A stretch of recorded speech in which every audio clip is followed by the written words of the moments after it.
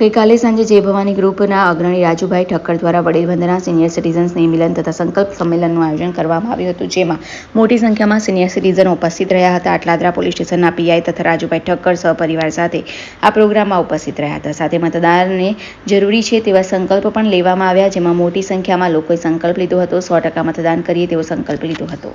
જય ભવાની ગ્રુપ વર્ષોથી સેવાકીય કાર્યોમાં પ્રવૃત્ત છે, ત્યારે આજના દિવસે વડીલો વિસ્તારમાં જે લોકો નવા રહેવાયા હોય કે નવા પરિચિત લોકોને એકબીજાને મળવાનો મોકો મળે એવા આશય થકી આજે એક મંચ ઉપર દરેક વડીલોને લગભગ 600થી પણ વધારે સિનિયર સિટીઝન અને એમની સાથે સોસાયટીના પ્રમુખ, મંત્રી તેમજ અન્ય આગેવાનો, લગભગ અમારી નજીકની 125 થી 150 જેટલી સોસાયટી, આ બધી સોસાયટીના આગેવાનો 1000થી પણ લોકો અત્યારે અહીંયા ઉપસ્થિત લોકો છે.